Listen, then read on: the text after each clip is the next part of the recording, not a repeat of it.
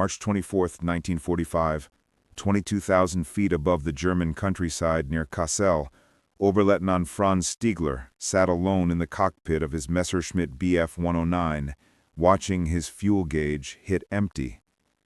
The engine coughed once, sputtered, then went silent. Now he was gliding. No power, no thrust. Just metal, wind, and gravity, pulling him toward a land that no longer belonged to him. Below stretched miles of Allied-controlled territory. Behind him, his airfield was far out of reach.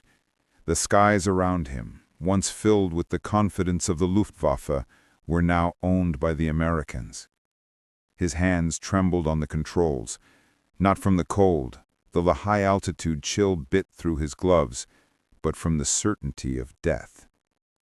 He had heard what happened to pilots who bailed out over enemy lines. The stories told by his commanders were clear. American pilots waited for parachutes to open, then circled back to finish the job. They strafed men as they fell, or gunned them down once they hit the ground. There would be no mercy, they said. And Franz had believed them. The countryside below was a patchwork of snow, farmland, and villages crawling with Allied troops, tanks, and anti-aircraft guns. The Americans had been pushing east for months, relentless and furious.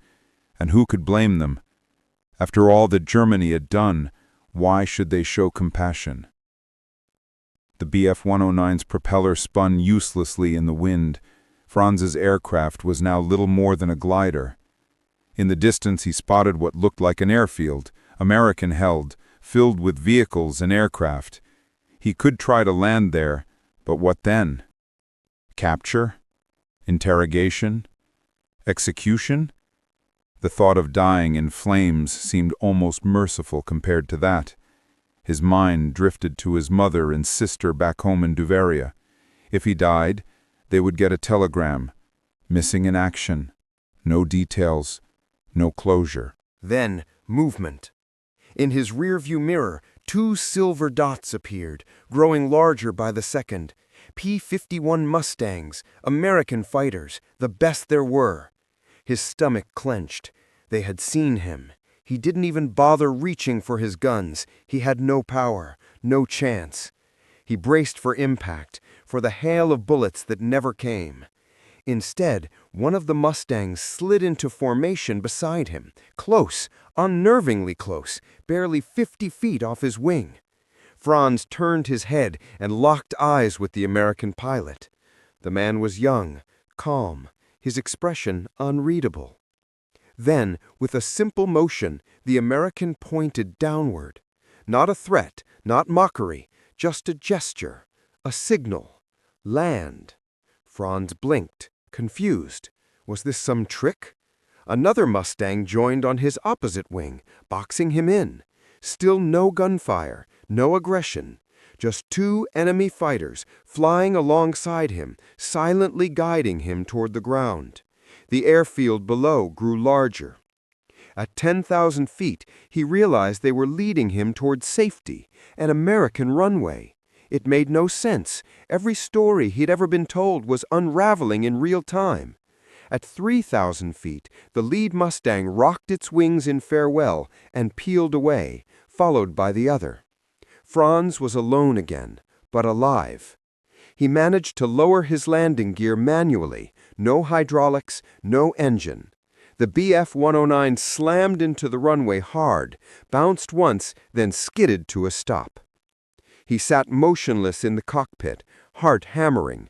Then came the sound of engines, jeeps racing toward him, American soldiers. He considered drawing his pistol, but the memory of the Mustang stopped him. Maybe not today. He raised his hands. The canopy opened. A sergeant approached, gun in hand, but not aimed.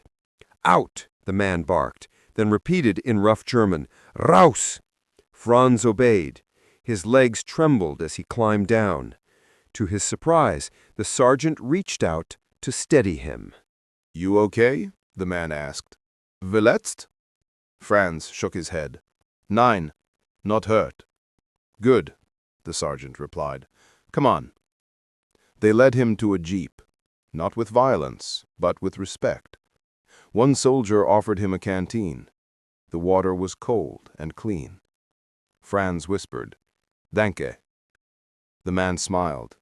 "You're welcome, pal." Inside the operations building, the warmth hit like a wave. Waiting for him was an officer, a calm, bespectacled man in his 40s. "Captain James Mitchell," he said in flawless German. "Please, sit." He poured coffee, added sugar, and handed it over. The aroma alone was enough to break Franz's composure. He took a sip. It burned his tongue, but felt like life itself. "You met two of our best today, Captain Joe Henderson and Lieutenant Charlie Brennan. They saw your engine was out and figured you might prefer to live." Franz stared into the mug. "Why didn't they shoot?" Mitchell frowned slightly. "Because you were defenseless. What kind of men do you think we are?" He had no answer.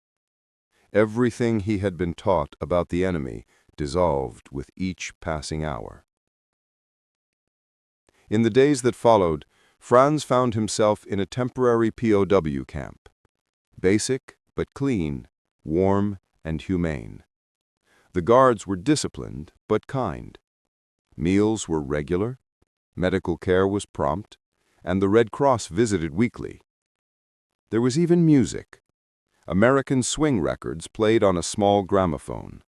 Franz laughed with the guards over broken English, tapped his foot to Glenn Miller, and for the first time in years, felt human again.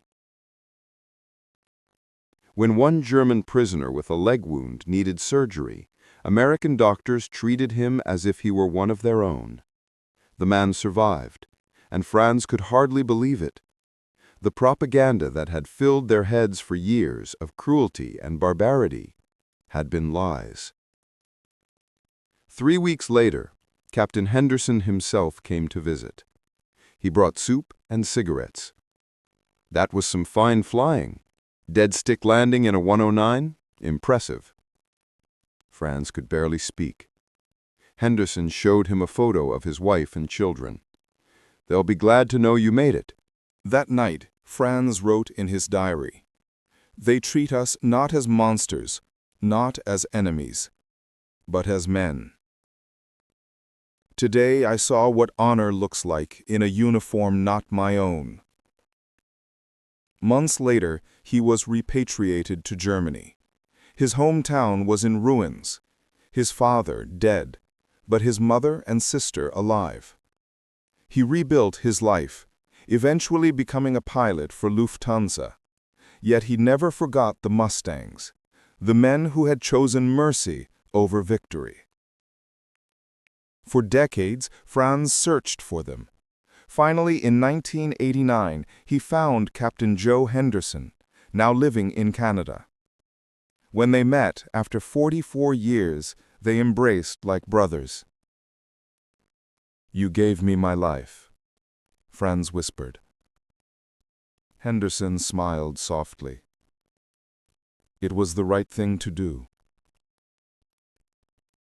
Their story became a symbol, not of war, but of humanity within it. In his later speeches, Franz often repeated one line from his 1945 diary. "Strength is not in domination, but in mercy. Honor lives not in flags, but in choices." His grandson would grow up to become a pilot for the German Air Force, flying alongside Americans in NATO. The legacy of that moment, two enemies meeting in the sky and one choosing compassion, echoes on. It reminds us that even in war, decency can survive. If this story reminds you of an act of unexpected humanity from your family's past, share it. These are the moments that prove mercy is mightier than hate, and that the truest victories are born not from bullets, but from grace.